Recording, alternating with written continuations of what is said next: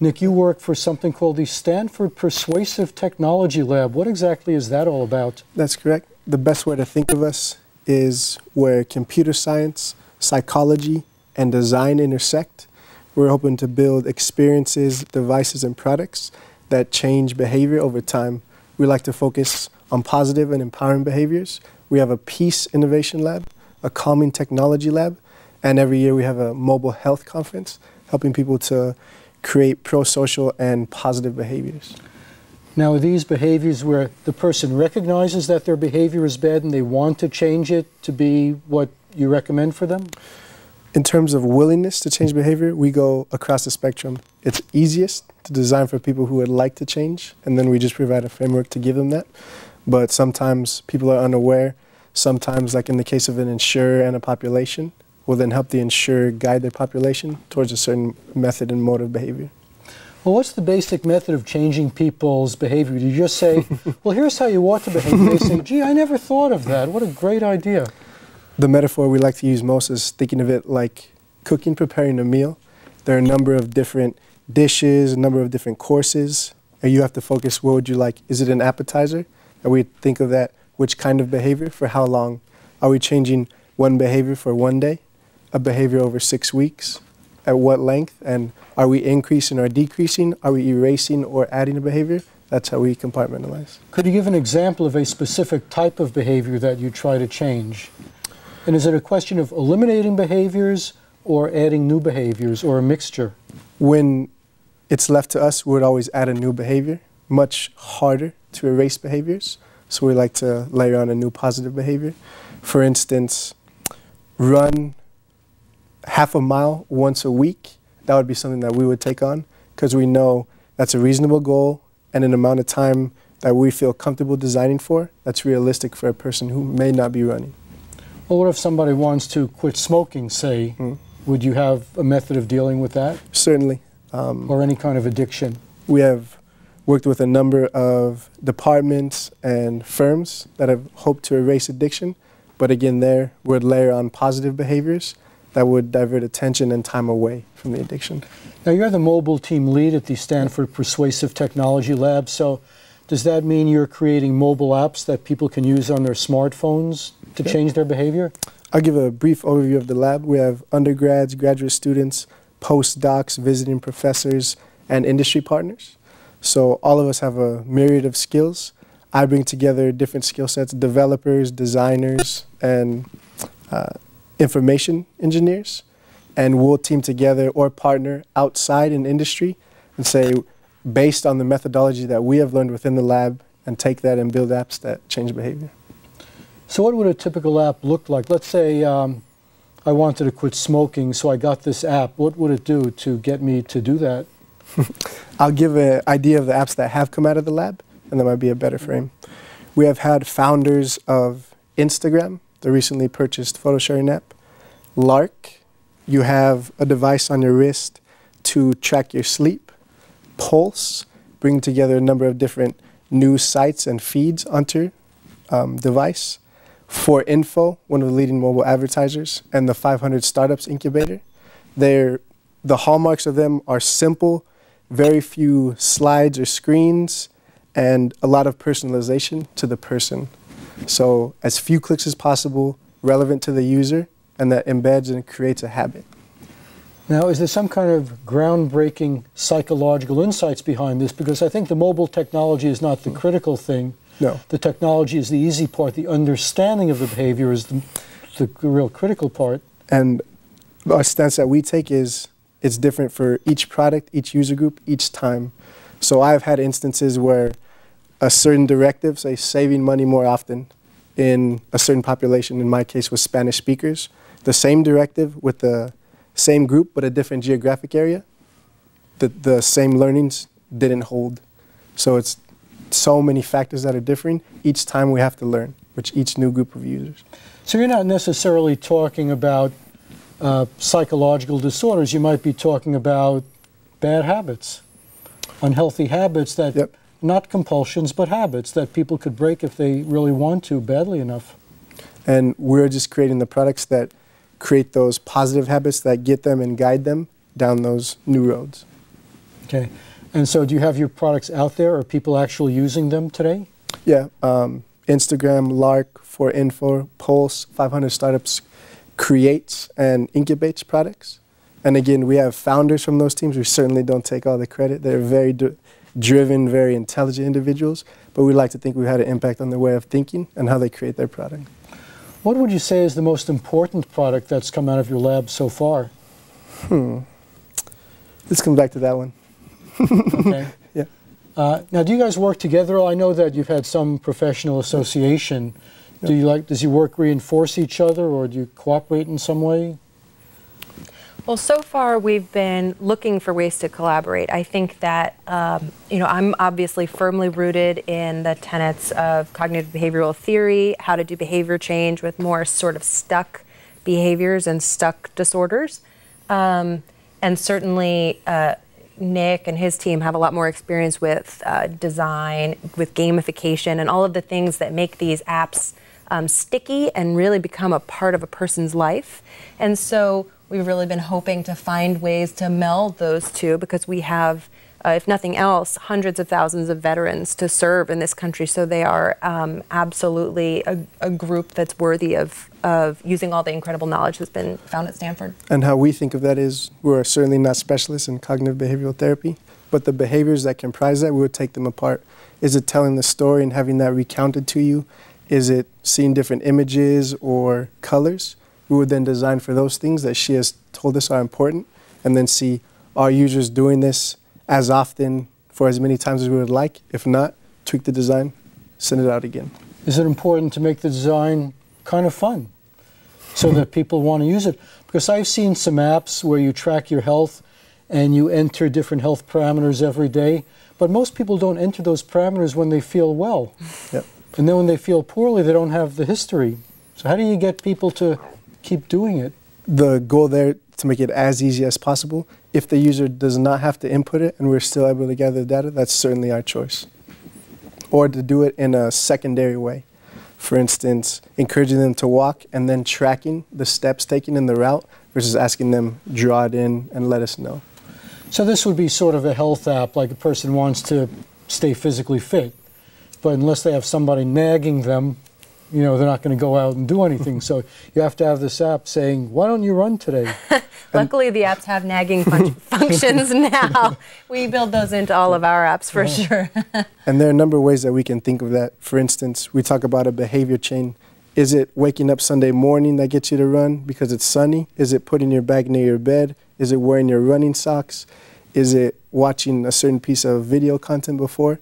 We don't know at what point, but we would test, hey, if I have my running shoes by the bed and I know the route, is that going to get me to go? We would test all those different hypotheses. Now, do these apps involve social networking, or is it just you and the app? Because I know of some apps where there's actually other people at the other end. Like if you don't run, your friends will see it and they'll get after you to run. That's certainly one of the components we utilize. Not always, but we'll see, is it worthwhile in this case? Is it something that the people want? And then we would layer that on from there. It's certainly really powerful. There's nothing that I can do as a psychologist that's going to be as powerful as something that a veteran can say to another veteran in order to help inspire them to make whatever movement they need to get better. Now, do these apps replace one-on-one contact with a therapist? That's an absolute no. Or is it just like, this is the best we can do? We can't get people to come in for therapy, but we can give them the app. Yeah, I would never ever suggest that the apps can replace therapy, not only because I would be putting myself out of a job, but because I don't think that it's good science. I don't think that it's good treatment. I think that maybe that's coming in the future, that we can have devices and applications that are smart enough to provide some of the functions of a thinking and insightful therapist working in a real human connection with a patient. In this case, we know that only 40% of veterans who are returning from Iraq and Afghanistan are getting the treatment that they need. And the literature says that the reasons they're not getting those treatments are because of stigma and logistics for getting to care. So your second option was a little bit closer. This is something in place of nothing, and we really hope that it's not the last step, it's the first step into the needed care. Is psychology a very active field right now? Are there new discoveries? Like in computers and electronics, every day we hear of new breakthroughs. Are there any significant new breakthroughs in your field, things that we can expect where Last year we didn't understand this problem at all, but this year we understand it much better. Well, I think brain science, imaging is always exploding with new kinds of information, and it's not my domain of expertise. But the better the imaging gets, the more we understand about how the brain actually works on a physical level, and that's always really exciting. Okay. On the mobile handset side, what we're finding is how people are interacting with their device, how intimate that is. We're definitely learning and crystallizing them at statistically relevant data sets. Say AT&T, international carrier, they know, hey, at these times, 6 p.m. to 8 p.m., these are peak times, and then we can gain insights from those large data sets. So I would say learning about behavior in those ways has definitely shot up from the new tech tools and the analytics platforms. So you're able to track the way people use the app. Mm-hmm. Some people might consider that a reason not to use it. Maybe they don't want to be tracked. I don't want some government snoop to know that I'm looking for help at 3 o'clock in the morning. I think that that's right. We, in our initial conversations with veterans, that was one of the things they were most concerned about, was ensuring that there are no location-based services in this initial version of PTSD Coach, and in making sure that nothing that they were saying is reported back to anybody they don't want it to be. And so this app is entirely independent, and as are all the rest of the suite of apps that I'm in charge of. Now, you've said that you've done a lot of work with PTSD, but you've also been involved with other types of disorders as well. Can you say anything about some of the other things you're working on or some of the other apps that you're developing? Sure. Well, PTSD is rarely seen on its own. It often overlaps with other disorders. Most disorders are that way. So things like depression overlap with PTSD quite a bit. Things like substance abuse, so alcohol or drug misuse, can overlap with PTSD. And certainly smoking actually ends up overlapping with PTSD quite a bit. So we have a smoking application which will be coming out soon called the Stay Quit Coach, which is based on an evidence-based psychotherapy for smoking cessation and PTSD care. We have something called Mood Coach coming out, which is for scheduling pleasant activities for people who may be on the more depressed end of the spectrum. And then a whole bunch of apps that are to support people who are actually engaged in face-to-face care with a therapist. So instead of bringing a workbook or a tape recorder or all of the other tools that they need in order to accomplish the goals of the therapy, they can just use their app, which makes it a lot easier and a lot more likely that they'll actually follow through. So even though you work for Veterans Affairs, I take it that these apps have a more general use in the general population. Well, I'm a civil servant. I believe that my personal mission and the mission of the National Center for PTSD are to serve anybody who needs help, and so absolutely everything we build is for everyone. So where do you get the apps? Do you just go to the App Store and download it? That's right. The apps that are available now are all on iTunes and Google Play, and as they come out, they will continue to be loaded there. And how would you find it? What would you look for? Well, you can just look for the U.S. Department of Veterans Affairs and see all of the apps that are published by our shop there. Okay, Nick, what about your apps?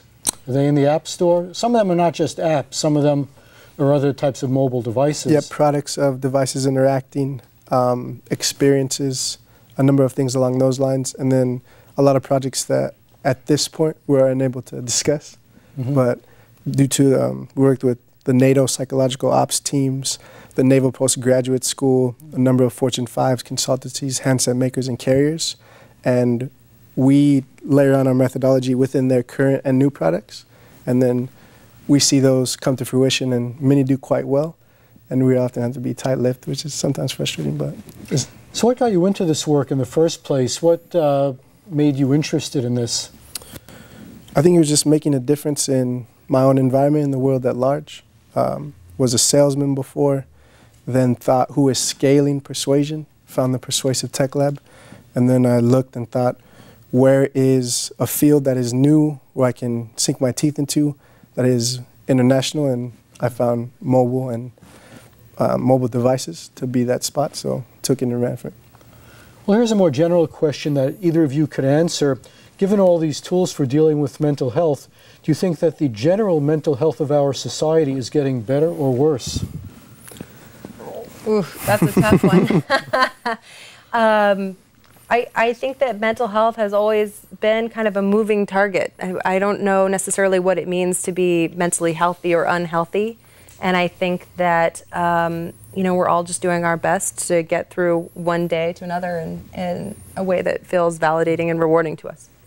I would say there one big positive of this proliferation of devices has been more ways to measure. There are a number of firms that say, based on this type of interaction with your browser, with your laptop, or with your tablet, these may be markers for depression or certain other mental disorders. I think that's very positive. Okay. Do you think most people could work through their own mental problems if they have the basic tools? There are plenty of people for whom I believe that that's true. I think absolutely. And you know, this is old wine in new bottles to some extent. We've always had self-help books, and to some extent this is just a new living self-help book that's more personalized and highly interactive, but it's not an entirely new concept. So what's next for you now? Do you have ambitions beyond what you're doing right now, and do you have a long-term concept of where this is going? For behavior change in general, for myself? Yeah, or what can we expect to see in the next few years? Right now, we're still scraping rocks together to make fire in terms of capabilities for mobile devices. Very, very quickly, you'll see things that would seem mind-blowing, like unexplainable, that would just be every day. I mean, even this year, Samsung coming out with the ability to send data across the room or across a theater between two devices, touch a device, beaming. You can drop blood on a device and diagnose a disease, and that's all available now. The things that will be coming very shortly, very, very scary. Looks like we have some pretty good progress coming down the line.